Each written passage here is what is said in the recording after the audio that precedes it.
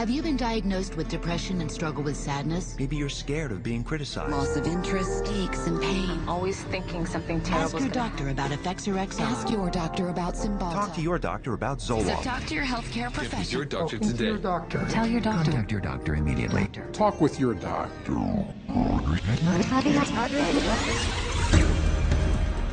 Over 40 years ago, leading psychiatrists met in Puerto Rico to map out their vision of the future.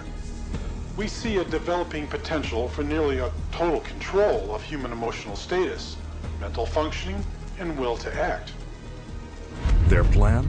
To create by the year 2000 a range of psychiatric drugs regulating every aspect of human behavior.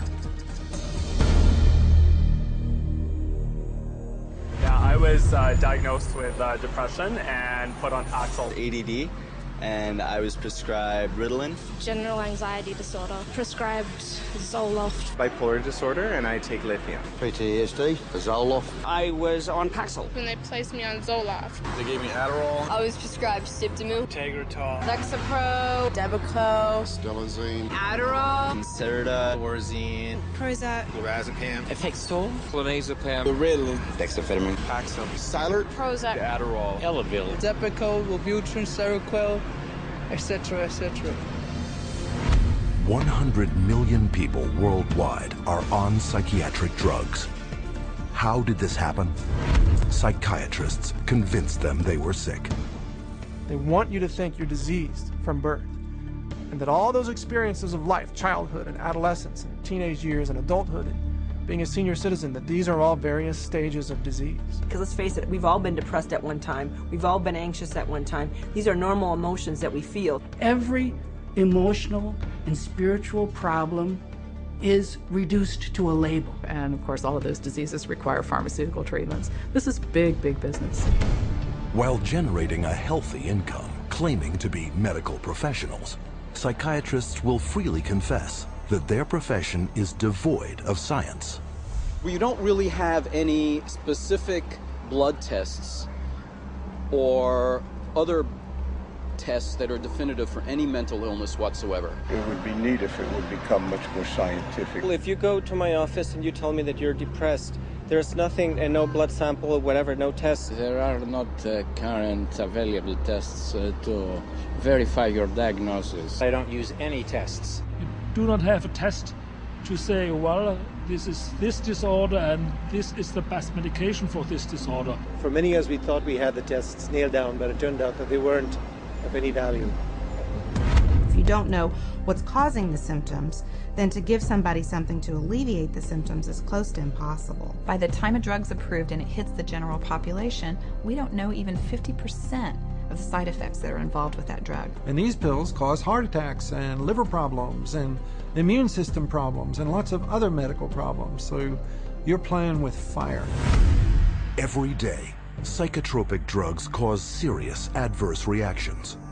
And while psychiatrists and drug companies fully understand the dangers of the drugs they sell, their unsuspecting customers are left to suffer the consequences. Everything became worse. Each mood swing was worse. He would have chronic headaches, chronic, nausea, not feeling good. She was very agitated, very, very jumpy. She was having horrible hallucinations. Her personality was disintegrating. Once he started on that drug, the cloud just stayed over him and stayed over him and stayed over him. It got darker and darker. He thought there wasn't anything worth living to kill himself. That was not Matthew. That was the drugs. At least I would like to have said, I love you. I didn't get a chance to do that. In addition to crippling scores of people daily, every month, psychiatric drugs kill an estimated 3,000. But the human devastation would never have gotten this high if psychiatrists hadn't worked hand in hand with drug companies to promote their drugs to doctors throughout the world. Today, 70% of all psychiatric drugs are prescribed by general physicians. And how is this accomplished? Marketing. It's about creating a good story that uses science, that convinces a physician to think about writing a prescription. This is not science. This is incredibly effective marketing. It has nothing to do with science. They use what I call statistical contortionism. Basically just skew the numbers, make everything look fantastic, you hide the bad numbers. They're learning every trick in the book. They're evolving into efficient marketing machines, and it's working. There's definitely an unholy alliance between psychiatry and pharmaceutical sales. That's a marriage made in heaven. They're like conjoined twins. They're joined at the wallet. And with 374 mental disorders filling psychiatry's diagnostic manual, and more on the way, business is booming.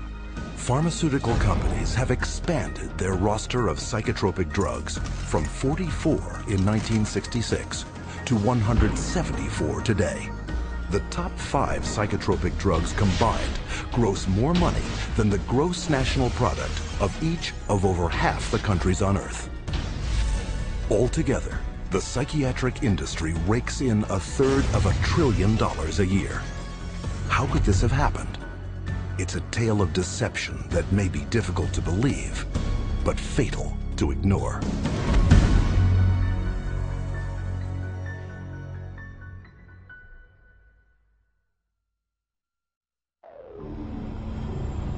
We took him to a psychiatrist, and within a matter of minutes, yeah, she's ADHD, and here's your drug. Went on the Medicaid, and 5 minutes later, he was on Zyprexa. He saw the psychiatrist and prescribed the medicine for 20 minutes.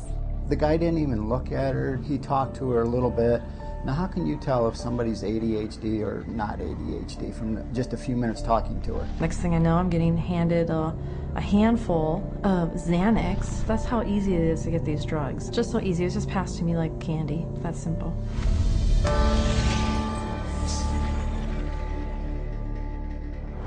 If a person were to walk in off the street, sit down with a psychiatrist, the chances of him being prescribed a drug before he were to leave the office, I would have to put it at 100%. Psychiatrists prescribe drugs.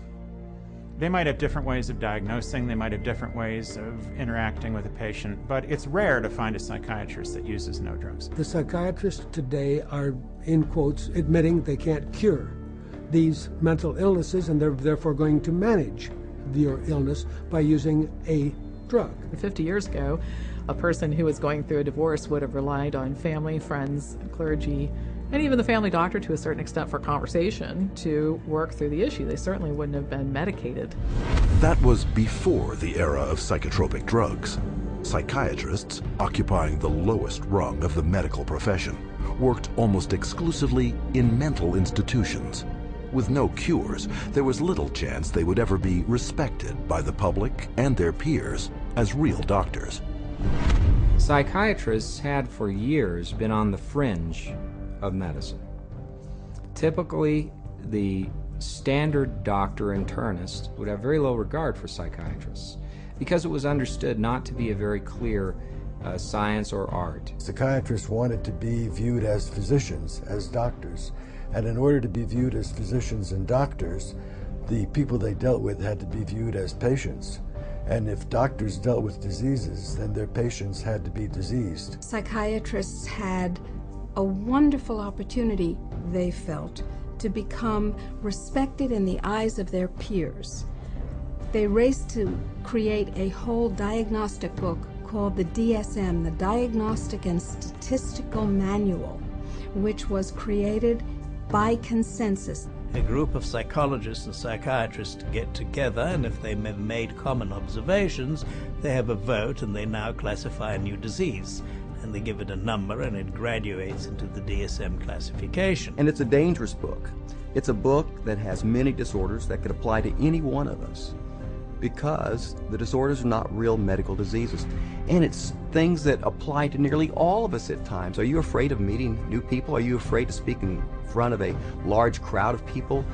Does it make you nervous to go and to talk to your boss about a complaint? You can invent a mental disorder based on a checklist of symptoms, and that is exactly how the Diagnostic and Statistical Manual, the billing Bible for psychiatry, works. Since the DSM's first edition in 1952, the number of diagnoses has steadily grown. from a slender 130-page booklet listing 106 so-called mental disorders, the DSM has bloated to a voluminous 886 pages. It is only through the use of this book that psychiatrists can diagnose, drug, and bill for services. In fact, the psychiatric industry currently uses the DSM to collect over $72 billion in private and government insurance money.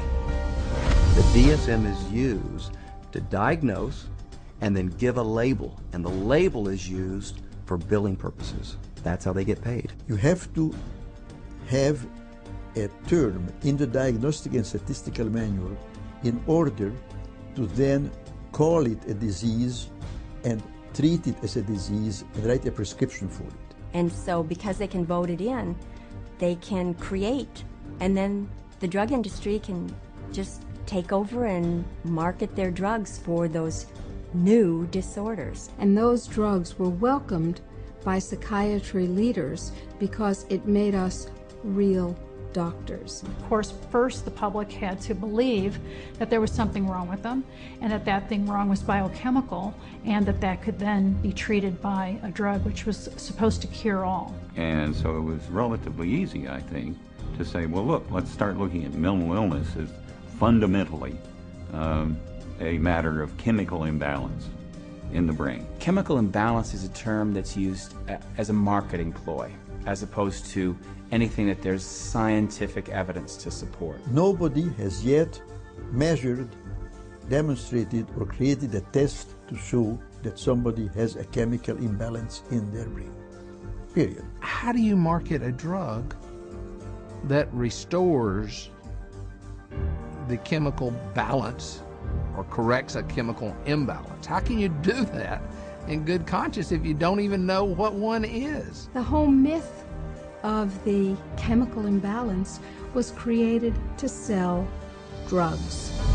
And while psychiatrists and drug companies have used this myth to make billions moving vast quantities of psychotropic drugs into the bodies of unsuspecting consumers, the public has paid the ultimate price. An estimated half of all Americans who commit suicide are on psychotropic drugs. Annually, psychotropic drugs are estimated to kill more than 2.5 times more people than are killed by homicide. And who is entrusted with protecting the public against these dangerous psychotropic drugs? In the United States, it is the Food and Drug Administration, FDA, whose psychiatric drug advisory panels are dominated by psychiatrists who shuttle between the drug industry, academia, private practice, and government, the so-called revolving door. The revolving door at FDA is one of the primary reasons why the system that we have works so poorly.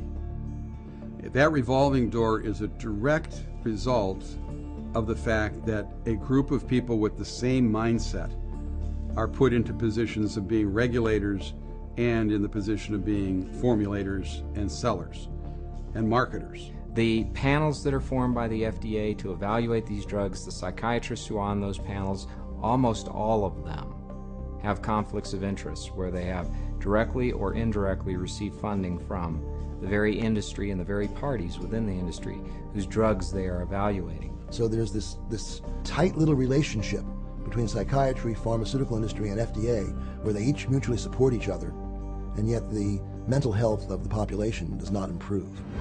Take, for example, the FDA drug evaluation panel that approved the antidepressant Paxil. Every psychiatrist on that panel has financial ties to the pharmaceutical industry. And these conflicts of interest have been rampant enough to prompt congressional investigation. When I check these advisory committees who make recommendations to the FDA, and they're always approved after the advisory committee, I found that there were conflicts of interest. I found that many of the people on the advisory committees had never filed a proper report on stocks and bonds that they owned that might be viewed as a conflict of interest, and they're by law supposed to do that. And this network of financial conflict of interest between psychiatry, the drug industry, and the FDA became even more entrenched in 1992, after passage of the Prescription Drug User Fee Act, also known as PDUFA. Through this bill, the FDA would be paid a fee of $100,000 per drug to ensure that psychotropic medications would be rushed through the approval process and into the hands of prescribers faster than ever. Congress told the FDA, your job is no longer to make sure drugs are squeaky clean safe before they get out on the market. Your job now is to hurry up and get new drugs on the market faster. It acted to set the priorities of the FDA so that if there was a fee paid for a particular drug approval, it could be put on the fast track and rushed to market with less than the usual scrutiny that the FDA would give it. And this fast track has traded safety for sales. Since the passage of PDUFA, time spent on drug evaluation plunged from almost 2 years in 1992 to only 6 months 4 years later. Meanwhile, the number of new drugs released to the public doubled. Though fast-tracking is disastrous for public safety, it reaps huge profits for psychiatry and the drug industry. Because the sooner a drug is approved, the sooner it makes money. And the money is big. Every day, the average psychotropic drug grosses over $7.7 million. One drug, Zyprexa, rakes in almost $12 million daily. And even though FDA now charges over $1 million per new drug application, the pharmaceutical fast track shows no signs of slowing. If you look at the relationship between the FDA, the pharmaceutical industry, and the psychiatrists, there's some kind of game that they're playing there. And what is the game? Well, you could say it's money, definitely money. And when you follow the money, you realize that there is no money in health. There's big money in disease. That's why all you hear about is managing disease or treating disease. You don't really talk about curing disease. And so psychiatrists have become mainstream doctors in America, and that is because of the pharmaceutical industry. They can thank the pharmaceutical industry because they become mainstream and because they have a lot more money than they used to. And the drug industry can thank them because now they have thousands of soldiers in their army distributing these drugs to everybody. From the smallest infant to the oldest senior citizen, no one is immune from any of the hundreds of fictitious disorders invented by psychiatrists that fuel a multi-billion-dollar psychotropic drug industry. And every day, psychiatrists are casting their nets ever wider. And all it takes? Another psychiatric label.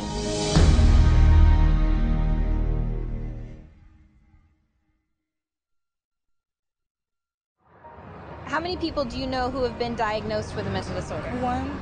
With a mental disorder? 2. I'm sure a couple. I know a few. About 3 or 4 personally. Probably 4. Half a dozen? I'll say about 9. At least a dozen. I'll bet I could count 15. 20 that I personally know. My oldest son is diagnosed. My mother was diagnosed. Kid from my childhood. My friend and ex-boyfriend. Just my grandfather and cousins. A friend of mine, friends. A sister, my neighbors. 2 friends. A girlfriend. A niece. 1 friend. My mother. All my friends, everybody I know.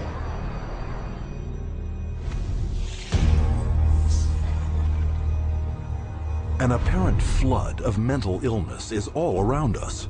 Where is this coming from? Psychiatrists, whose diagnostic and statistical manual can label anyone walking the earth today as mentally ill. Psychiatrists, I believe, they look at every human being and they divide humans into 2 classes, clients and potential clients. We see this no more prevalent in any field than in the field of the mental disorders, where one disease after another is invented and then popularized and the public is made to worry about it. It's a disease mongering. It's the selling of sickness. You know, sometimes it's a drug in search of a market, and it's giving public awareness to minor conditions with the ultimate goal is to sell more medications. It's not caring for people. When you run out of symptoms, you don't have any more clientele to market to. So you have to invent disease. And with psychiatric medications, you can invent diseases all day long. Look at human variation. Everyday things like shyness, sadness, or even situational depressions, like grieving, postpartum depression, they all become studied, and prescriptions start to get written for these drugs. Before these drugs were introduced in the market, people who had these conditions would not have been given any drug at all. And so it is the branding of a disease, and it is the branding of a drug for the treatment of a disease that did not exist before the industry made the disease. Case in point, shyness, a common life situation, voted by psychiatrists into their diagnostic and statistical manual under the name social anxiety disorder. You know, people are nervous. Well, they come up with, say, social anxiety disorder. SAD, they'll call it SAD. And the connotation is that everybody ought to be happy, and that here's a drug that can make you happy. So that a common occurrence, which is every now and again everybody's sad, we ought to be treating with a drug. Well, then they'll get this PR firm to drum up business for this. They'll put out all these studies that find, you know, there's so many people afflicted with this SAD, you know, and they'll start putting it in magazines, they'll start putting it on TV, they'll start a patient advocacy group that say, you know, that we're all affected by this, and then they'll come out with Paxil works for this. So they go to the FDA and they said, well, we ran this study and this works for this new invented disorder. And that is SAD, social anxiety disorder. And millions of people suffer from it. And it's purely fictional. It's a normal human emotion that everybody experiences at certain times or another, but they make it into a disease. Paxil, once it got approved by the FDA as the first antidepressant to be used for social anxiety, it took off huge. And it just moved from number 3 in the market amongst its peer drugs to number 1 in the market. Social anxiety disorder is just one of many made-up psychiatric disorders fueling the boom in psychotropic drug prescription. Psychiatrists work to promote what the latest disease is going to be. These days, bipolar is getting that same type of promotion. Everybody's being educated about their bipolar illness, when in fact, we know having emotional ups and downs is distinctly human. Now bipolar is thrown around like water. You've got bipolar, I have bipolar. If I'm up today, I'm manic. If I go home tonight, I'm depressed because I'm tired. That shows I have bipolar disease. It's a lot of hokum. Have you ever worried with seeing all the increased media on it that you might have a mental disorder? Yes. And which one is that? I would say bipolar. You know, they talk about bipolar a lot. Bipolar. I've known a lot of bipolar. Two friends from both of them were like diagnosed with bipolar. My neighbor, she was bipolar. I was diagnosed with bipolar. My mother had bipolar. He was actually bipolar. Schizophrenic bipolar. Bipolar and obsessive compulsive. Bipolar and ADHD. Bipolar disorder. Bipolar, yeah. Bipolar situation. Bipolar. Bipolar. Bipolar. Bipolar. Bipolar. There's 3 personality disorders, and then the most recent is bipolar. And that's just been in the past year. Spearheading the popularizing of bipolar disorder, especially in children, is psychiatrist Dr. Joseph Biederman, a paid speaker, advisor, and researcher for 25 different drug companies. In 1996, the drug companies funneled all this money to this Dr. Biederman. He's well known. He's the one that came up and said that there's bipolar disorder in little kids. This was unheard of. There was no bipolar disorder in any kids. He came up with the study and published the articles out all over the world, and other doctors followed his lead, that bipolar is in little kids. Due to the constant promotion by Dr. Biederman and his colleagues, there has been a 4,000% increase of the diagnosis of bipolar in children since 1994, while the number of antipsychotics prescribed to them has leaped 5-fold to an estimated 2.5 million prescriptions. In 2008, Dr. Biederman was exposed by a Senate investigation for failing to report $1.6 million in personal income from pharmaceutical companies.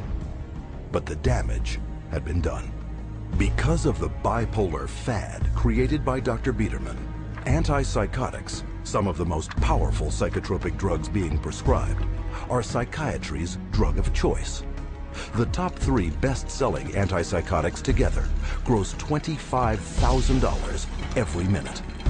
And no matter how big the psychotropic drug industry gets, psychiatrists are hard at work providing the diagnoses to make it even bigger.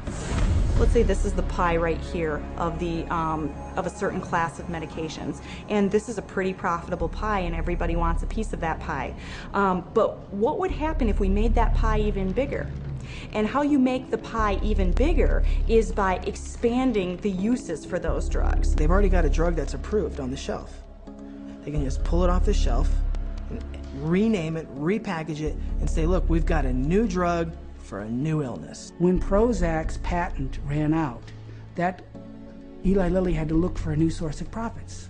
So all they did was change the name of the drug from Prozac to Serafem, change the color of the pill from green to pink, and marketed it for PMDD, which is newly introduced into this book. What it tells us is that if you can come up with a label, a diagnostic label for a drug, then you can sell it like hotcakes. It's a business model, and it's $1 billion business model, and it works, and it's going to keep continuing. Today, anyone may unknowingly be taking a psychiatric drug, renamed, repackaged, and prescribed for non-psychiatric purposes. Zyban, prescribed as a cure for smoking, is actually the antidepressant Wellbutrin.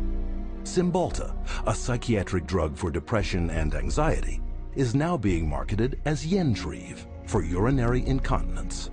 Psychiatric researchers are testing psychotropic drugs on such wildly varying conditions as obesity, alcoholism, gambling, hot flashes, herpes, nausea, itching, shivering, and excessive hair pulling.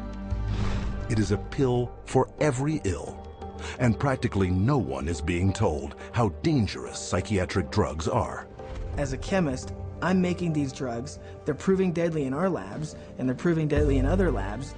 Dangerous, ineffective, causing the exact same thing they're supposed to treat. How are they selling them? For anyone who's given a label of a psychotic illness, drugs seem to be the automatic choice of treatment as night follows day. That's all psychiatry does. It's dominated by psychopharmacologists who do nothing but manage symptoms by dispensing pills. That's it. And they don't work. But the fact that they don't work works to the advantage of the drug companies and the psychiatrists, which means that you're not cured, which means that you're a patient for life, you're a customer, you're a client for life. And the worse your health gets, the more drugs you need. It's a great deal for them. We should all be up in arms about the way we're being treated by psychiatry today. This is a very dangerous industry that has gone so far overboard in inventing fictitious diseases and drugging our children and our population that I consider it to be engaged in crimes against humanity. With over $80 billion a year in psychiatric drug money at stake, it is impossible to escape the saturation of psychiatric disease-mongering in today's society. But behind the marketing lurks a secret psychiatry's customers would be shocked to learn. How are these drugs tested? And are they safe?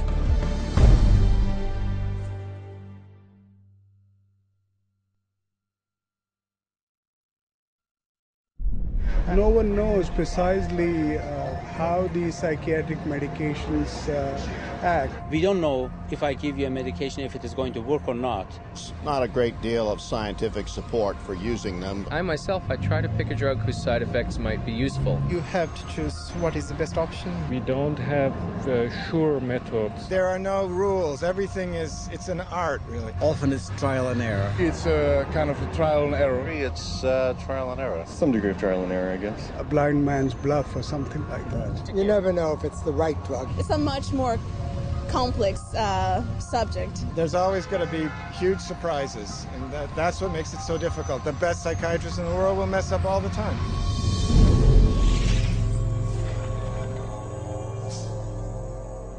The American public is being treated as a mass medical experiment. We are all being treated like guinea pigs by the pharmaceutical companies, the psychiatric industry, and the FDA. They are basically testing drugs on large parts of the population without really knowing what the results are going to be. It's a very dire situation that we're facing. We're talking about people's health and in many situations people's lives. These are very serious issues. As dangerous chemical compounds, psychotropic drugs are tightly regulated by governments throughout the world. And for any new psychotropic drug to be approved for use, it must undergo tests intended to protect the public.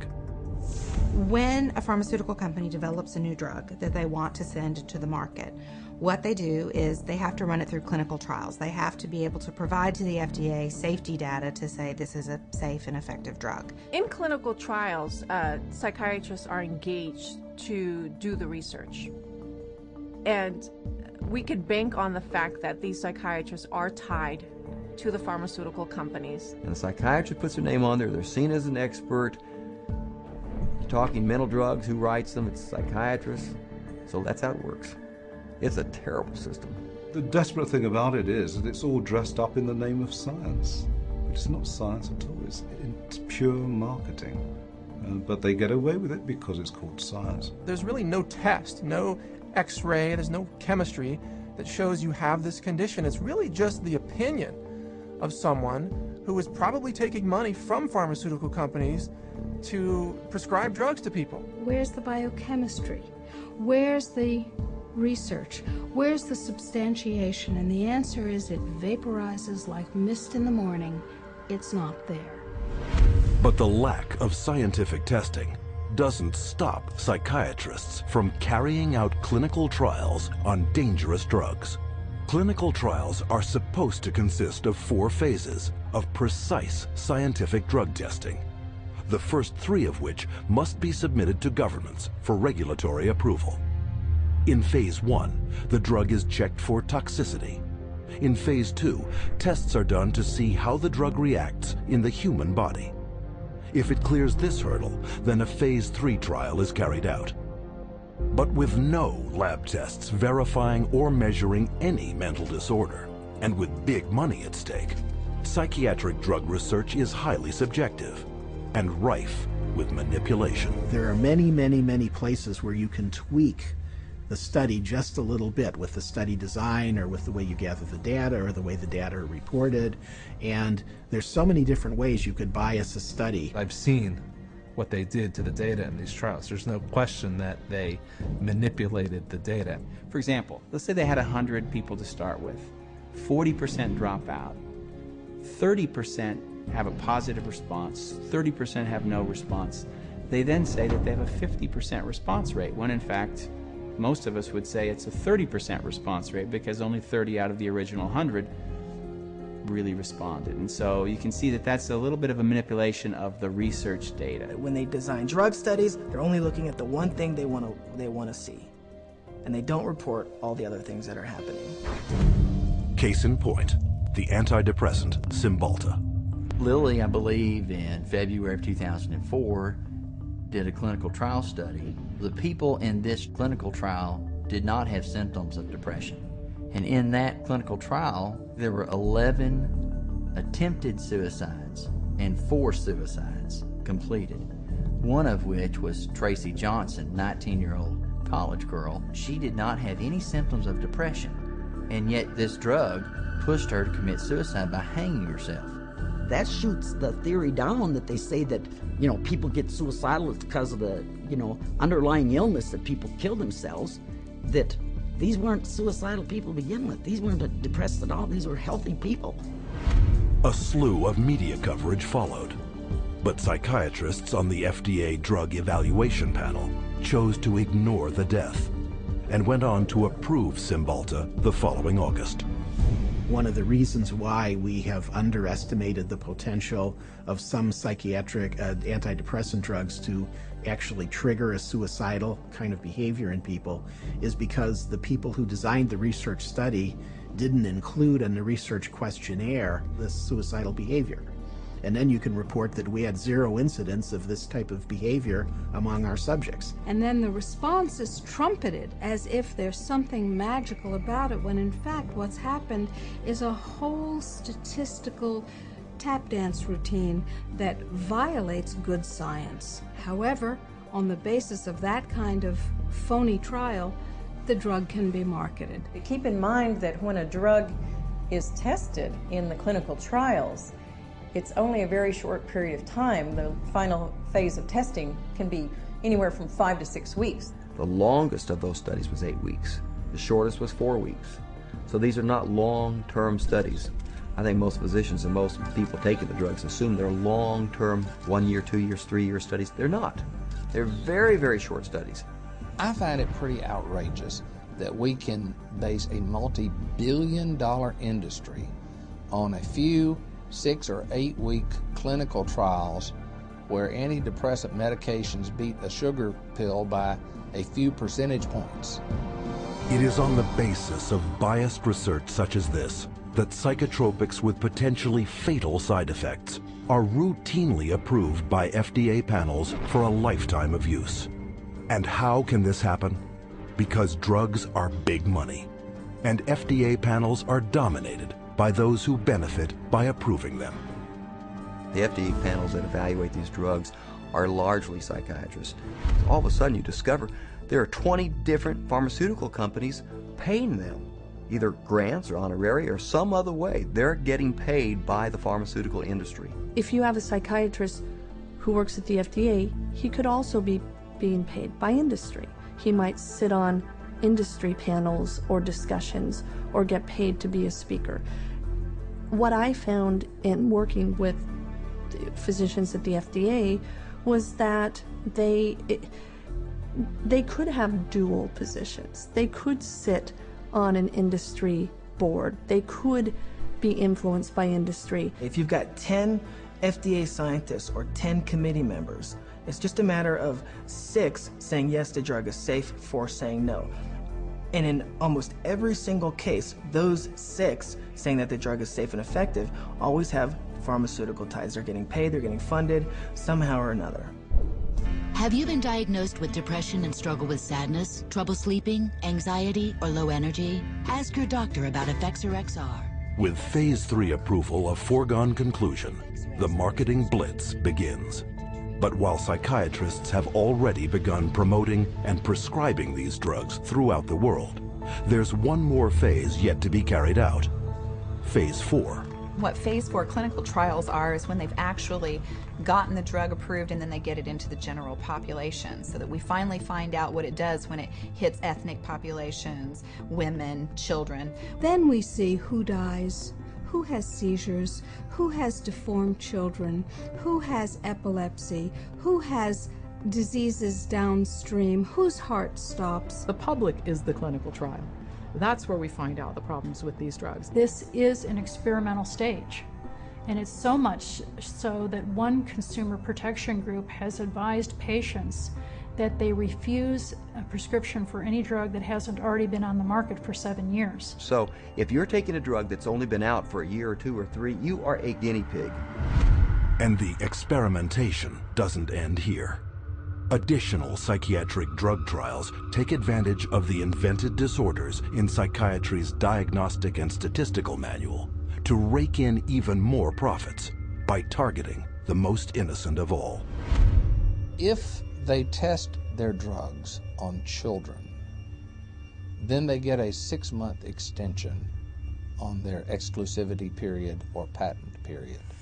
This psychiatric drug research center in Texas uses advertisements to lure in child volunteers. And once inside, they're further enticed with the simplest of tricks. This is where they're going to be playing. We have Game Boys, we have Xbox, we have 5 TVs. They come in here and they help themselves to crackers, cookies, free candy, free crackers. Everything is paid for. You don't pay for anything. But these perks are just bait to coax children into ingesting powerful psychiatric drugs known to cause suicide and violence in their own age group. These are drugs that would cost maybe several $100s a month in a pharmacy. They actually are getting them free in research. We love children, and we just love children because they're our future. By conducting those tests on children, they get a financial incentive that's worth over $1 billion. Those are the facts. You make of them what you will. With this kind of money at stake, psychotropic drug experimentation on children is rampant, with 323 studies either completed or in the works, including a 2003 trial that tested children on an antidepressant treating premenstrual dysphoric disorder. Those drugs, which are barely more effective than placebos, often have huge side effects, which are dangerous and even deadly to people. Families don't know the risk. If they actually were aware of the risk and believed it, no one would take that risk. The psychiatrist would never, she didn't say one word to me about what was going to be the effects of the drugs. No side effects listed, no. Well, let's sit down, we have to talk about this. At that point in time, he said, well, this doesn't have that type of reaction on any children, you know, that it's very safe. If he had told me then what I know now about it, I never would have taken it. She said, oh, Beth must have been on Paxil. That's the only way she would kill herself. And I said, well, what is this? How do people know this? I didn't know anybody would know something like that. And we went on the internet, and all of a sudden you find out this it's not uncommon. But it's not uncommon for people to become psychotic on these drugs. We're entitled to know the truth before we give a mind-altering drug to our children, our wife, our mother, our father, ourselves. We don't really know what they're doing. That's what scares me. It's all made up theory. There are no facts about what these drugs really do. And if someone said, well, we don't know what this is going to do to you, good or bad, would you take that medication? Now that is not the practice of medicine. That's the practice of marketing. And this practice of marketing is taking lives. And the poor patient doesn't even know it. But in the testing and marketing of psychotropic drugs, money trumps safety. The top 10 most prescribed psychotropic drugs gross over $26.5 billion annually, more than double the amount of new money put into circulation every year by the United States Mint. But to make this kind of money, psychiatrists first have to convince the most crucial market segment of all, those with the power of prescription.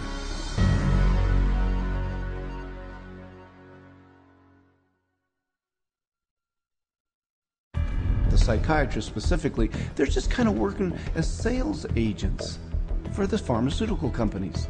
There's nothing like another doctor touting the benefits of your drug to drive market share. They're an extended part of the marketing arm of these companies. Medications play a primary role. We give drugs. Medication is a must. There's a lot of new medications. There are medications available for treating GAD. Medications to use for PTSD. Antipsychotic medications. Atypical antipsychotics. Benzodiazepines. Stimulants. Antidepressant medications. MAOIs. Amphetamines. Anticonvulsant medications. Once the medications have been balanced out, then we move on to a combination of 3 medicines. There's no absolute limit that is set for the number of medications. There are so many choices. Apparently, we're willing to try almost anything.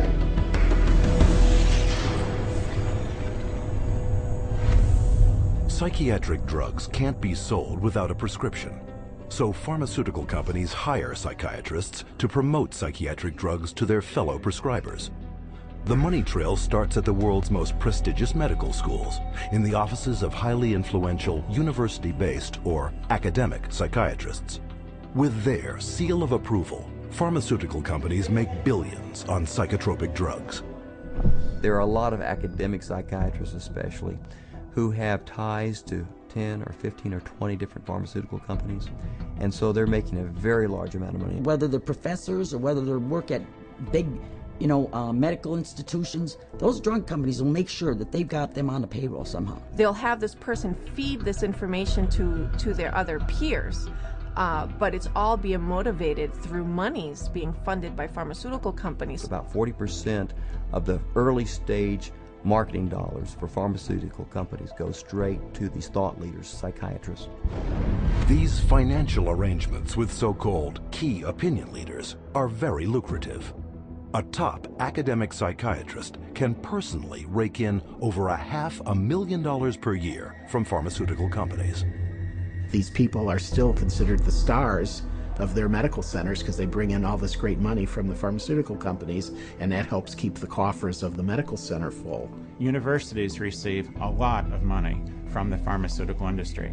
Drug companies are building buildings right next to the medical school. They're funding research right and left. The University of Michigan Depression Center received, I think it was $750,000 from Eli Lilly, and all they do down there is crank out this biological view of psychiatry and mental illness and depression. With academic psychiatrists collecting millions in drug money for their universities, it is no surprise that school curricula focus on psychotropic drugs. Training programs in psychiatry, the majority of them now are drugs first. You know, you're really a psychopharmacologist in a way when you come out of a psych residency training program. Even when I went to medical school, psychiatrists did talk to patients. Now all they do is write a prescription and send them away. A psychiatrist is trained for one purpose, to administer psychiatric drugs.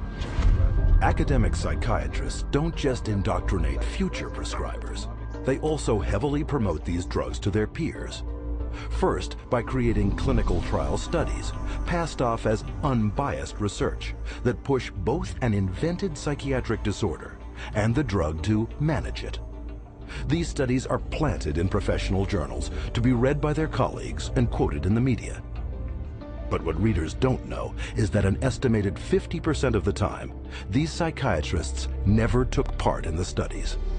One of the most unethical practices we're aware of is ghostwriting of journal articles, where somebody at the pharmaceutical company will write the paper and the academic physician will put his name on it and get it published in a major journal when he maybe changed 3 or 4 words in the whole article, and the article was basically written as a marketing tool by the drug company, and yet this academic puts his name on it as if he's the author. He has had no part in the study, and also he probably hasn't even read the study results, but he is prepared to receive $10,000, $20,000 to put his name at the front of the research, which gives it added authority.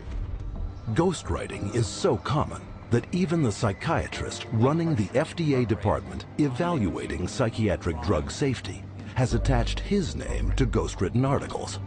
The average physician picks that up and reads it. He believes it. And it's not a mystery that he would believe it. It seems reasonable that it's in black and white, it's in a good journal, it's in the New England Journal of Medicine, it must be true. These journals are often sent free to psychiatrists and doctors under the guise of legitimate medical research. And why are they free? Because pharmaceutical drug ads reap huge revenues for their publishers. So if you go through a medical journal, you'll see page after page of advertising for bipolar disorder and treatment of using medications, or advertisings for depression and the treatment of using medications, schizophrenia. So it's really everywhere. I remember just a couple of years ago, the first time I opened the journal from the American Psychological Association called the APA Monitor, and there was a multi-page ad, high gloss, very expensive, for Concerta, which is time-release Ritalin. I resigned from the American Psychological Association. I wasn't going to be part of this whatsoever. It's very hard when your major source of income is advertising and advertising placement to write an article that's negative about a particular drug and expect that company to continue to buy ads in your medical journal. So that's a major issue.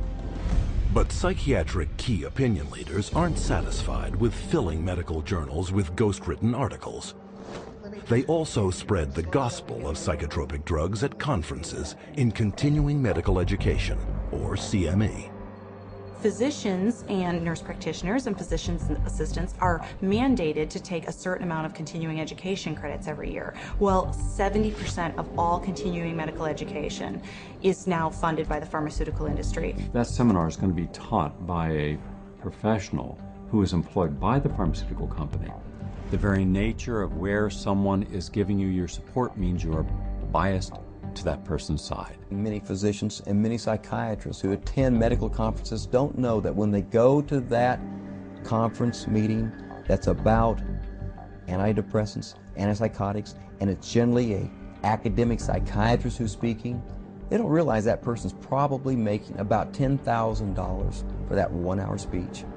But you don't have to be an academic psychiatrist to get a piece of the pie. Psychiatrists who heavily prescribe psychotropic drugs are generously rewarded by pharmaceutical sales representatives for drumming up local business. Psychiatrists, especially high prescribers, are targeted and gifted extensively by the industry. Now that gifting is where you need to get specific. That was not unusual during our marketing conversations to say, well, what's our top drug writer? You know, who's the doctor that's prescribing the most of this drug? Well, you know, let's send them to the Kentucky Derby. We offered trips on some occasions to come out and hear a 2-hour talk, but it happened to be on a nice island in Hawaii. There were a lot of things that we did day in and day out to try to get the doctors to write our drugs, or in my case, to write for the psychiatric drugs. We did a lot of lunches and dinners, and we brought in speakers, and those speakers were obviously paid by us, and we would wave, renowned studies at them from renowned journals. But of course, we would never say that these studies were paid for by our company, and that it was written by a ghostwriter who was paid by our company, or that our company tends to do a ton of advertising within that particular medical journal. We would never say that. With over 300 million psychiatric drug prescriptions written every year, high prescribing psychiatrists are richly rewarded for opening up new markets. They receive up to 25% more pharmaceutical money than any other medical specialty, an average in one state of more than $45,000 per top psychiatrist per year. Psychiatrists get more kickback from the pharmaceutical companies than any other branch of medicine. The profession of psychiatry couldn't keep its journals afloat, couldn't keep its conferences afloat, couldn't keep its organizations afloat without money from drug companies. The drug companies really have psychiatry in their pocket. This is a profession whose diagnoses have been heavily influenced by people who are heavily influenced by the pharmaceutical industry, and whose treatments are almost exclusively these days pharmaceuticals. We should be able to count on them. I do not believe that we can. Due to the ceaseless promotion by psychiatrists, psychotropic drug prescription has permeated not just psychiatry, but the entire medical profession. But this promotional campaign has a second prong that lines the pockets of psychiatrists more than any other. And this one directly targets you.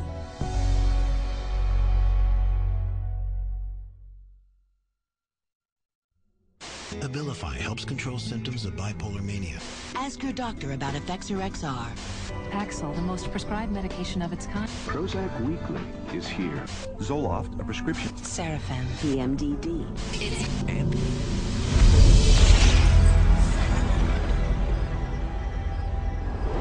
psychiatrists and drug companies don't hype psychiatric drugs only to fellow prescribers. They also pitch them straight to the end user, you, counting on you to walk into their offices and demand a prescription.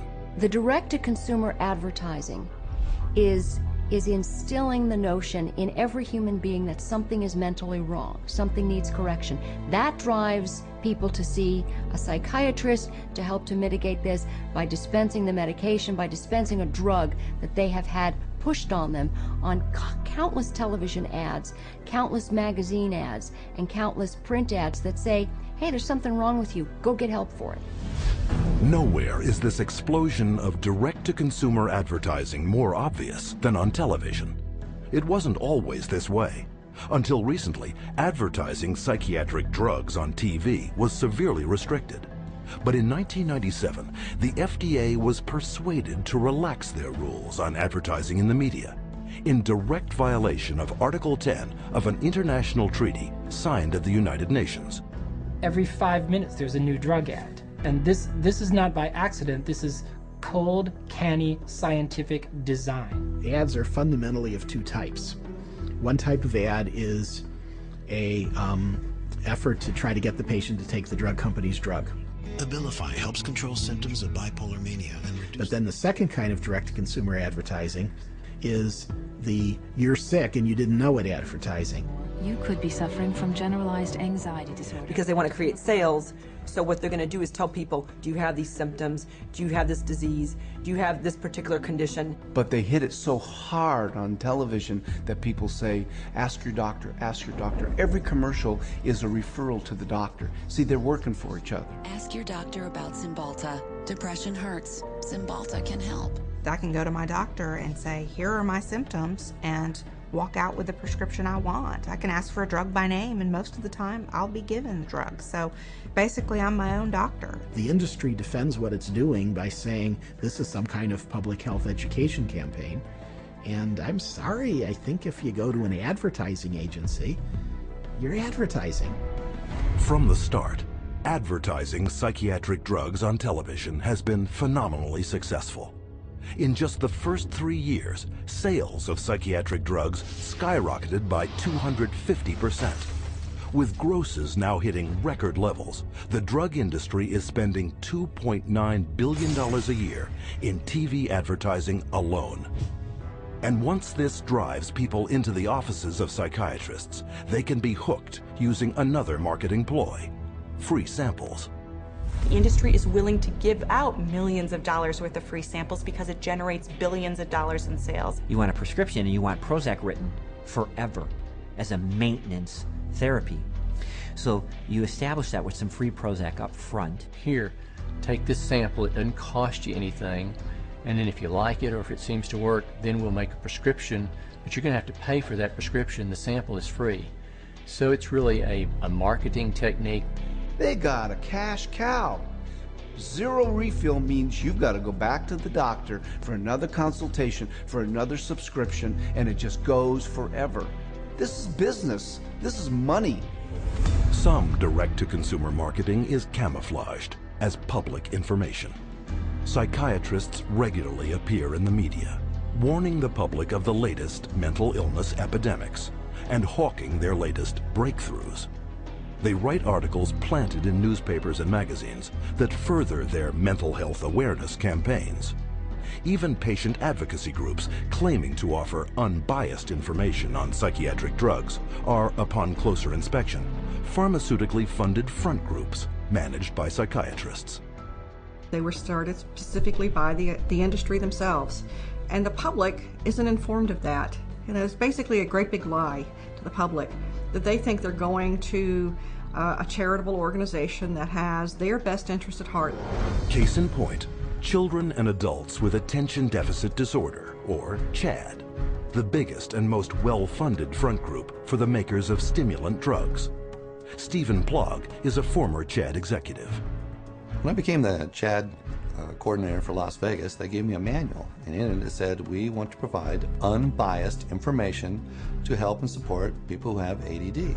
For the next 30 days, we put 22 parents and their kids on a program with lab tests to find out what their causes were, eliminated their causes, they got prescription-free, medication-free, side-effect-free, and they got better with their self-esteem, and they became actually happier, healthier, and more successful. Chad found out about this, called me up and says, we do not allow people to talk about nutrition in any of our seminars. We only prescribe going to a psychiatrist who will only prescribe drugs and therapy. So they said you can no longer work with us, and they fired me for simply recommending that parents go get a lab test, find out what the causes are, and eliminate the causes. They do not allow that. They only allow medication and psychiatric treatment. Psychiatric patient advocacy groups also promote psychotropic drug treatment by broadly issuing public marketing surveys disguised as medical questionnaires. You can take a survey of maybe 16 questions. And if you are a normal human being who's lived through ranges of emotions of normal life experience, if you've known the exhilaration of the birth of a child, a niece, a nephew, and the devastation of a divorce and the loss of dreams, and answer honestly to those questions, you will diagnose yourself as bipolar. And the instructions that come back along with the diagnosis or the warning that you're probably bipolar say, print this out and take it to your doctor. And how simple is it for anyone to go online, answer typical life questions, and be given a psychiatric disorder? Here are some randomly chosen volunteers, people of all ages leading normal lives. Do you feel sad, blue, unhappy, or down in the dumps? Sometimes. I've had periods of great optimism and other periods of equally great pessimism.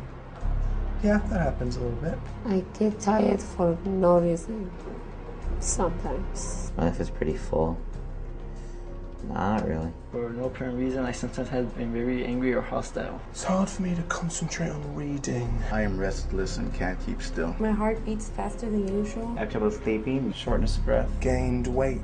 Trembling hands. I have an idea that most of these are going to be sometimes. Everyone has. As in everybody? Somewhat. Somewhat true. Just a little. Oh, yeah, I am. Alright, my score totaled 42. Bipolar disorder, moderate to severe symptoms. Wow. The answer reflects on the presence of depressive symptoms. Currently suffering from an anxiety disorder. I may be suffering from bipolar 1. Minimal to mild depression. An obsessive compulsive disorder. Guess that means I'm psycho. Guess I'll go to a psych. Try to see if I could work it out, get some meds or something. All told, 50% of these everyday people were assigned a psychiatric diagnosis and instructed to get treatment.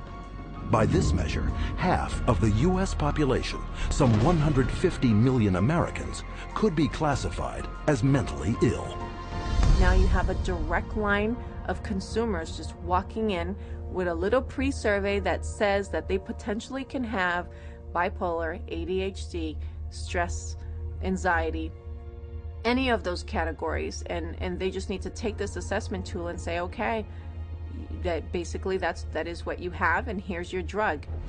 And psychiatrists are now clamoring to make such assessment tools mandatory. Take Teen Screen. Under the guise of a suicide prevention program, mental health tests are administered in the schools to diagnose and drug children. Children such as Chelsea Rhodes, who left for school one morning an average teenager and returned home with a psychiatric diagnosis. The Rhodes family in Indiana, their young girl went to school one day, and all of a sudden they told her they were taking her into her room, and they move her into her room and give her the 10-minute teen screen test. And shortly after taking the test, she's pulled aside in the hallway and she's told she has two problems, basically, two mental problems. One, obsessive compulsive disorder, and social anxiety disorder. Her parents were stunned, dumbfounded. They didn't know that Teen Screen was going to screen their child. They had not been asked permission. People at school had told her that she was mentally ill with these two conditions based off of a computer test that took her 10 minutes to answer. One of the questions was worded if Chelsea went out a lot. She answered no.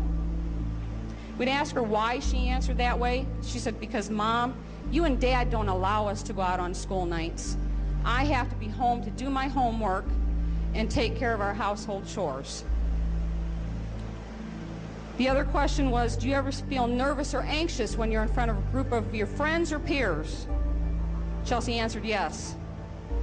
She explained to us that because when she has to stand up in front of a group of people and give a book report in one of her classes, she's very nervous. You know, I'm 43 years old and I'm nervous in front of every one of you today, but that doesn't make me mentally ill.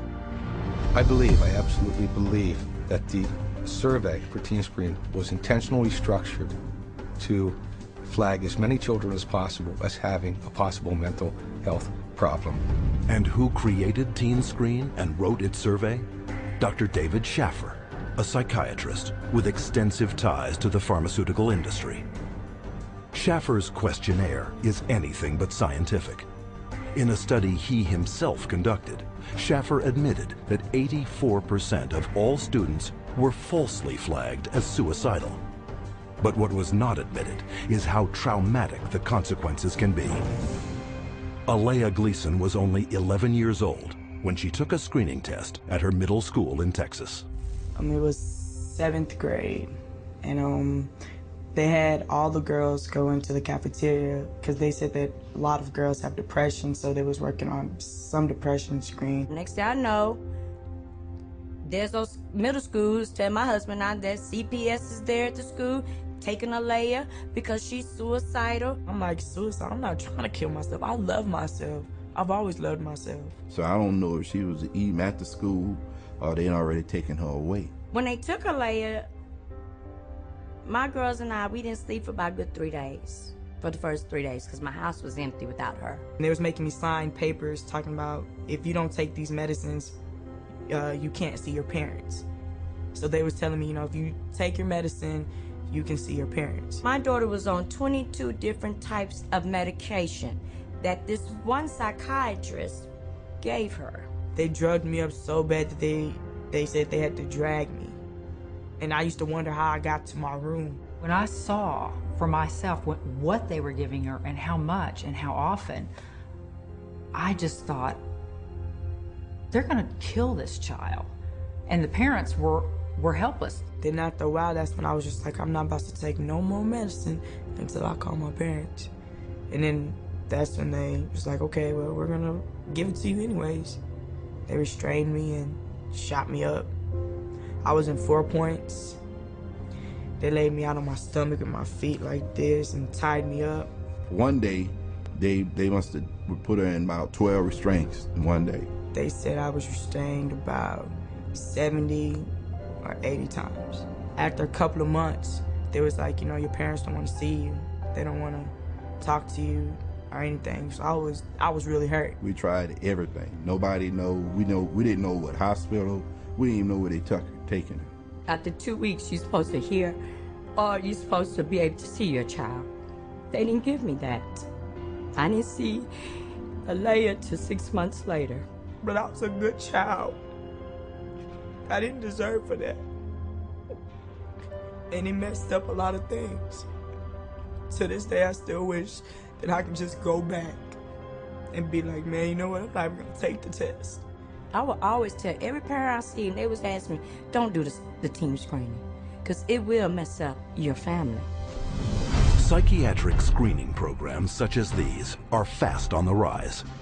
Teen Screen alone is currently screening hundreds of thousands of school children in over 500 American schools in 43 states. Has nothing to do with helping kids, has nothing to do with mental health, has nothing to do with medicine. It has everything to do with the pushing of drugs. So it presents itself as being a wonderful, altruistic program, whereas in fact, I believe its cold-blooded and cold-hearted intent is to recruit more children into the very subjective diagnoses of mental illness and to treat those kids with medication. But the psychiatric drug push doesn't end in the classroom. Legislation has been put in place to screen all citizens for mental illness, including geriatric patients, war veterans, and pregnant mothers, all to be paid for by you. Psychiatrists benefit from both ends, from the pharmaceutical end for being paid to write the prescription, and then from the patient for being there to receive the prescription. It's an industry that cannot allow the human condition to go unmedicated, and I think this is where the problem begins. If everybody considers themselves to be sick in some way or more than one way, and that the only control, the only hope for their happiness is to be on pills for the rest of their lives, that's the goal. The pharmaceuticals in the psychiatric community are in a cleanup, and that's what it's all about. It has nothing to do with helping our kids or, their mental health. It's all about money. Today, drug companies spend over $5.3 billion a year marketing prescription drugs, almost 9 times more than a decade earlier. The result? Worldwide sales of psychotropic drugs have soared to $80 billion. And all while psychiatrists willfully ignore the vast human tragedy they are creating.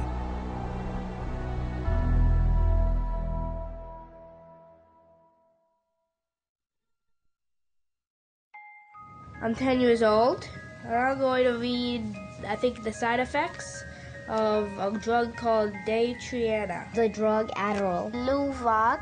Cymbalta. Gyudon. Lexapro. Namenda. I have a question. Where do I find the side effects? How do I read it if it's so small? Just a bunch of letters squished together. I can't read this. This is the side effects of the drug. Side effects. Stroke.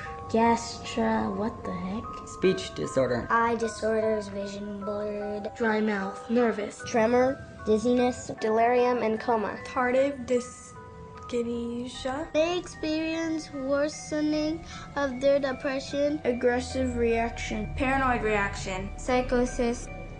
Serious cardiovascular events. Other serious heart problems. Heart failure. What? Suicide. Suicidal thoughts. Suicidal thinking and behavior. Increases the risk of suicide. An increased risk of death. Sudden death. These guys must be kidding. Wow. This is a guess. Seeing this on a warning label, does anybody have any clue what they're putting their kids into? This isn't good.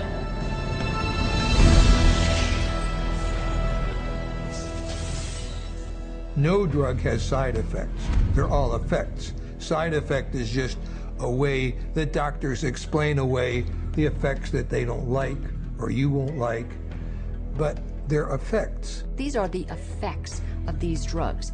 They're not just what might happen to you, they're what happen more often than not. We name them side effects because they're something they're an unintended consequence. The antidepressant drugs not only don't make you happy, they have all kinds of negative effects on the system as a whole. These drugs are absorbed and distributed throughout your entire body, so they have side effects through all of your tissues and organs, including your liver and your kidneys and your nervous system. They destroy the brain, the neural net. They literally kill brain cells and cause all kinds of brain disorders. That's why we have they're not side effects, they're direct effects.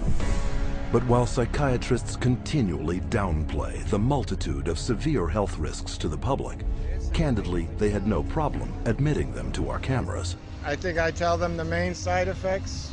I don't tell them every side effect because there's so many possible side effects. I would say the majority of patients experience some side effects. People get side effects to every medication you try. They all have side effects. All kinds of side effects. Lots of side effects. Physical feelings of sickness. Headaches, insomnia. They can't sleep. They can't eat. Drowsiness. Sedation is very frequent. Restlessness. Appetite stimulation. Neurologic side effects. Tremor or muscle spasms. Stiffness. Weight gain. Obesity. Weight gain and stuff like that. Decreased performance of sexual functioning. Sexual side effects can happen. Sexual dysfunction, etc. I've never had anybody die or anything, but I've had people faint and stuff, and it's really sort of unpredictable. You name it, and it can be a side effect. And why can't psychiatrists predict what adverse reactions you will get? Because not one of them knows how their drugs work. At least with street drugs, people know that they're dangerous, that they should be off of them. With pharmaceuticals, people are told they're safe to take every day. But far from being safe, psychotropic drugs are increasingly being exposed as chemical toxins with the power to kill. Some of the side effects that have become of concern lately are suicide, increased risk of suicide, increased risk of homicide. These aren't people that were horribly depressed when they were given a drug. These are people who are given a drug for social anxiety or difficulty sleeping or mild depression and then become suicidal. And so when they become suicidal and they kill themselves, what the doctor does is go back and say, oh, well, it's because they were depressed. The label itself, the disorder, is what is blamed for the side effects. When in reality, it's the drug that is causing the side effect. It is the drug that is the problem. Drugs such as the antidepressant prescribed to Woody Witzak, who took it not for any mental complaint, but to help him sleep. My husband and I, Tim, his nickname Woody, we were married just 2 months shy of 10 years, so we've had a long life together. And Woody was a guy who was healthy. He was a big runner. He's never had a history of depression or any other so-called mental illness. He was given Zoloft for insomnia. I find Woody one night completely sweat through his shirt in fetal position, kept going, Kim, you gotta help me. I don't know what's happening to me. It's like my head's outside my body looking in. Kim, help me, help me. We did breathing, listened to music, prayed, anything to calm him down from this head outside his body feeling. And a week later, he was found dead hanging. A guy who loved life. Psychiatrists claim their drugs save lives, but according to their own studies, psychotropic drugs double the risk of suicide, with one increasing the risk by a factor of almost 7. As a pharmacist who has been studying the problem for the past 7 years, I do see a glaring connection between the high use of these psychoactive substances and the rise of violence. If people knew that the mechanism was not known of these drugs, that they could cause, if there's a real chance for them to get a homicidal tendency or even suicide, if you take the drug, there's a chance you may want to kill yourself. And I could repeat probably a dozen other examples of significant self-inflicted harm or significant violence to others in patients who had never had that experience in their adult life. Patients such as Wyoming grandfather Donald Schell. Donald Schell was a man in his 60s, a gentleman, a family man, a funny man. He had had periodic episodes of depression, but never any real serious mental health issues, and became depressed, had a down period, went to a general practitioner and was given Paxil. 2 days later, he shot his wife, his daughter, his 9-month-old granddaughter, and then himself. The first question the jury was asked, very telling question, can Paxil cause some people to commit homicide and or suicide? To which they answered yes. Donald Schell was on Paxil for only days before his murderous drug reaction. But long-term use of psychotropics has also proven to create a lifetime of damage, an unwelcome fact ignored by psychiatrists. In the long run, the side effects may actually be worse than the original condition. I don't think the average patient has any idea that the long-term use of this drug is now associated with very serious diseases, with diabetes, with kidney failure, with tardive dyskinesia, a movement disorder that's very serious and permanent and irreversible. You can be affected by these drugs in any part of your body, your brain, your heart, your kidneys. That's why people die early very often, because they are prescribed things, and the long-term effects are, in some cases, the death of the individual. And more damage is created by polypharmacy, where psychiatrists make a fat living prescribing multiple psychiatric drugs, one to offset the effects of another. If you have drugs that create side effects, that gives you a ready market for more drugs to cure the side effects. It seems to me that it's a self-propagating system. And what ends up happening is that each one of those new drugs that's added into the scenario brings on another symptom for which there's another drug, for which there's another symptom, for which there's another drug. And it just snowballs into a vicious circle of one drug causing the need for another drug. Sometimes people come and they're on such a cocktail of so many different drugs for so many different things. It's rare now that I see a senior citizen that is on less than 5 or 6 drugs at one time. Some 12, 15. One will lead to the next, and they're all toxic. This is how the game is played. And as psychiatrists spread their lucrative game of psychotropic drugging further and further into society, children have become the latest and most tragic of casualties. Rebecca Riley, 2.5 years old, they diagnosed her with bipolar disorder and ADHD. They had her on an antipsychotic, they had her on a heart drug, they say, for ADHD, and they had her on an anti-seizure. And then one other one for side effects. 4 drugs at 2.5 years old. She can't even zip up her own pants. She's like a little rag doll.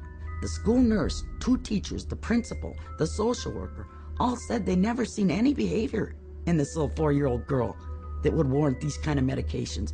And all specifically called this doctor and said, please take her off these. She died at a little over 4 years old. This little girl that didn't have a chance, and the psychiatrist just let her. Instead of standing trial and facing prison time, Rebecca Riley's psychiatrist, Dr. Keiko Kifuji, hasn't even lost her license. One might well ask how psychiatrists get away with it. The answer lies in a legal concept known as standard of care. The standard of care is based on what do other doctors do? What would a reasonable physician do in this situation? And the reality is that what most physicians do is prescribe medications. As long as they've done their paperwork properly and documented that this child had the symptoms that led them to this conclusion, they appear to be completely protected from any kind of a lawsuit as a result. The standard of care is what allows doctors to seriously injure or even kill a patient with total impunity. So the standard of care now has been implemented to where you can get away with, if you're a medical doctor, psychiatrist, you can get away with murder. And the death count keeps rising. Psychotropic drugs now kill an estimated 42,000 people every year. The cost to society is very real and very devastating. But the medicine they're practicing isn't real. It's a hoax. Profit always comes before patient safety, and they take a very short-sighted view. It's all about how can we make money today, not what price are we going to pay tomorrow. The trail of destruction that a psychiatrist leaves in his path is of no concern to that guy. It's all about money. And the money is big. Psychiatry is today over a $300 billion industry without a single cure. And as more and more breakthroughs are promised by psychiatrists, their running total of sick, injured, and dead victims continues to escalate. Unprotected, it is the public, you, who must fend for themselves.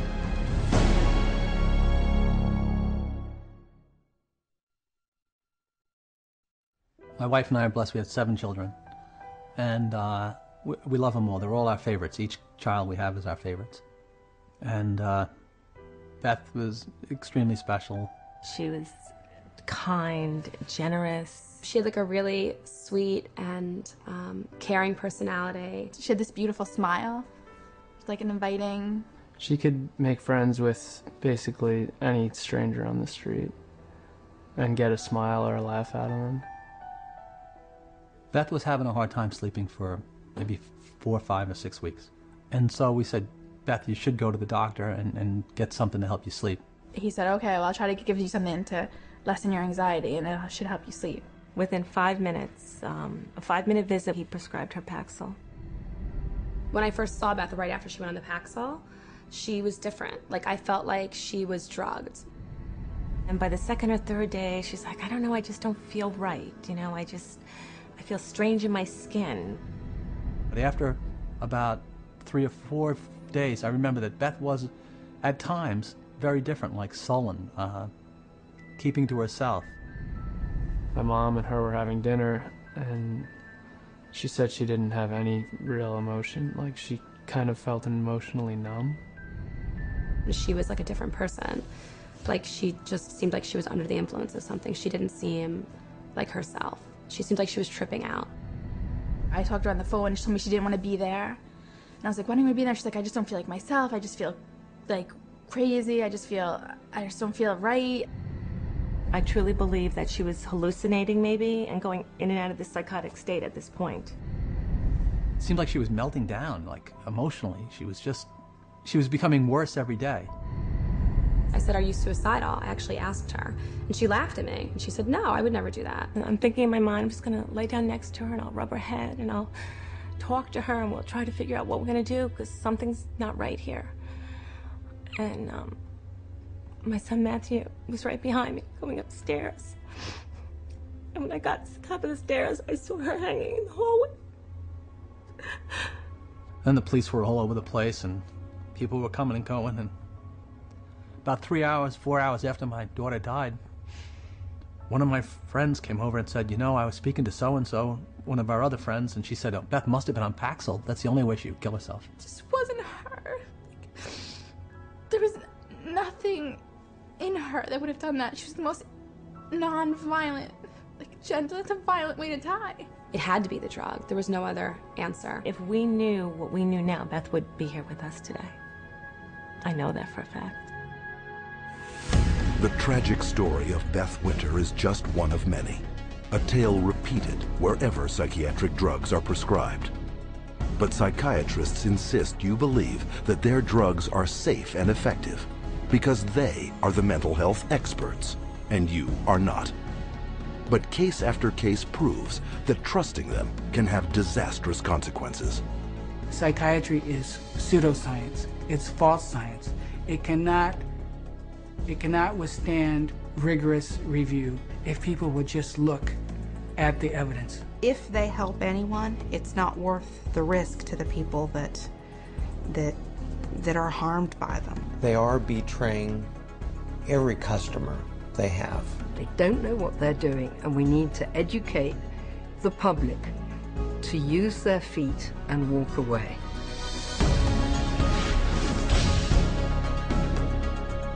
And how can the public become more educated?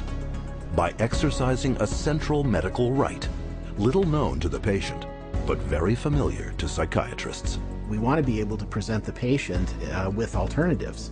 And one of the central ideas in ethics is informed consent. The components of informed consent are letting the person know, first of all, what the diagnosis is and what it's based on, so that they can say, this is why we need to treat you. And secondly, what the treatment is. Every patient in the healthcare system has a right to informed consent. That is, they have a right to be told the risks and benefits of the treatment, the risks and benefits of alternative treatments, and the risks and benefits of no treatment at all. Patients should be totally informed, fully informed about every medication that the psychiatrist offers to them to take or says they should take. And studies confirm that very little full and accurate information about psychiatric drugs is getting through to the public. So what would full and accurate, informed consent on psychiatric drugs consist of? These medical doctors and experts have extensive experience in the subject. Their first point: psychiatric disorders are not actual diseases requiring medical treatment. It's true that there's no biological findings that really support any of these psychiatric diagnoses being medical illnesses. And the burden of proof really is the other way around. It's not that you have to prove that there is no biological science. The burden is on psychiatry to prove that there is. There's no blood test. There's no lab test. There's no x-ray. These are just clusters of behavior that a group of psychiatrists have voted that it's a disease. Can you imagine doctors having to have powwows to decide if a heart attack is a real disease or not? No, they don't have to decide that. They don't have to have a vote on that. They should be asking the doc, geez, doc, where's the chemical test for that? Where is the objective test for this? And I guarantee you that they'll be told, we don't have a chemical test for that. There is no such thing as a chemical imbalance. And any psychiatrist that you talk to, if you ask him this question, they'll all admit it in private, but they won't admit it in public. It's a scandal. So this is all subjective. Nothing objective about psychiatry. 2. There is no scientific proof that psychotropic drugs resolve any mental problems. Since there is no measurement for these psychiatric diagnoses, because they're really just subjective, for the same reason there really can't be a measurement for the effects of the drug. In terms of medication, the evidence that's claimed is the medications are highly effective and not very toxic. But actually, in fact, the data in psychiatry are very clear that that's not true. What is true is that the medications are barely, if at all, more effective than placebo. You're selling drugs to people under false premises, under a disease that's been invented. So how do you measure efficacy among a disease that doesn't even exist? 3. Psychotropic drugs mask symptoms and come with severe short and long-term side effects. Whatever problem you're being treated for, whether it's depression, real or otherwise, or cardiovascular disease, medicating away the symptoms is not solving the problem. The patent medication gives the appearance of having helped because in the short term, it usually doesn't show the bad effects that are going to happen in the long term. So it's very deceptive. The longer the patient's on the medication, the worse the prognosis is. None of these medications hit precise targets. You begin accumulating all kinds of collateral damage. In other words, other organs in the body are actually harmed. So for the first time, we're seeing kids in grade school or middle school who have type 2 diabetes and who have the beginning stages of cardiovascular disease. So you see Parkinson's disease, you see tardive dyskinesias, you see other movement disorders. Is it true that we're now seeing a lot of deaths from psychiatric drugs? Absolutely yes. 4. Psychotropic drugs can cause dependency and addiction. One of the hallmarks of informed consent with psychiatric meds is You have to discuss the potential for addiction. The vast majority of psychiatric drugs create psychological and physical dependency. Most patients that I've seen that were on these drugs have difficulty getting off of them. It's rare for somebody to just be able to stop it without a problem. 5. Most mental problems are caused by an underlying physical illness. Many physical conditions can cause mental problems or what pose as psychiatric symptoms, but the psychiatrist, in the records I've reviewed, psychiatrist does not do an in-depth study of what could be causing the problem. And if the doctor isn't taking the time to find the cause of those symptoms, then unfortunately those symptoms may continue and there may be a serious underlying medical disorder that's being overlooked. The question is it better to treat depression with a drug, or is it better to treat depression by trying to figure out what caused the depression and working it out with the patient? Dehydration can make you exhibit symptoms of depression. Sleeplessness can make you exhibit symptoms of depression. Eating a terrible diet, hypoglycemia, being sedentary, all of these things are biological reasons for having symptoms of depression. I have in my practice children who are misdiagnosed as having ADD, ADHD, who really have Lyme disease. 70% of all what are classified as mental illnesses actually have a physical cause, a physical problem causing that. 6. No matter how severe the emotional or psychological distress, there are many effective options that do not involve psychotropic drugs. Once you've proven that there is no problem in the body and that there is no malfunction in the brain, then you have to begin to address these other levels of the self. And I think that's what psychiatry has completely stopped doing. There are very few conditions that cannot be treated by other methods than the use of drugs. Any forces that impinge on medicine that make us think that the drug approach is the only approach is undermining good patient care. And because most non-drug options are rarely told to patients, true informed consent is almost never given.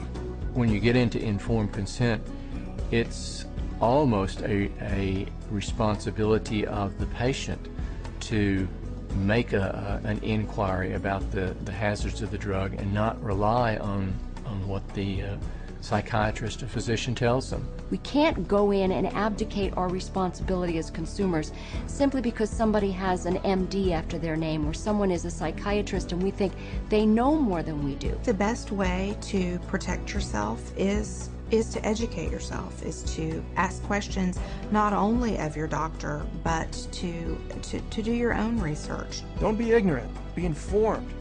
Get information from as many places as you can. That's how you'll be an intelligent, skeptical consumer, and that's how you will protect the safety of yourself, your children, and your entire family from this industry of death known as modern psychiatry. And as modern psychiatry has permeated our world over the last 50 years, so too has psychotropic drugging. But there is a way to expose this medical abuse. By reporting all complaints and adverse psychiatric drug reactions to your National Drug Regulatory Agency. MedWatch is the federal reporting program in the United States. MedWatch is a voluntary reporting system, a passive reporting system where doctors, patients, healthcare providers, pharmacists, anybody really can make a report saying that they think that what they experienced or what their patient experienced was an adverse drug effect. And this is what we call post-marketing surveillance. And this begins to get a look at what the side effects of long-term or chronic use of these drugs really is. The FDA admits that probably only 1% of all the adverse drug effects are actually reported by patients or physicians. It is only through the reporting of all adverse drug reactions that the true scale of the horrors of psychotropic drugging will come to light. You have the facts. Share this video with your doctor, and don't allow yourself, your friends, or your loved ones to become the next statistic of the big business of psychotropic drugging. To find out more about psychiatry and psychotropic drugging, or to report a case of psychiatric abuse, contact the Citizens Commission on Human Rights.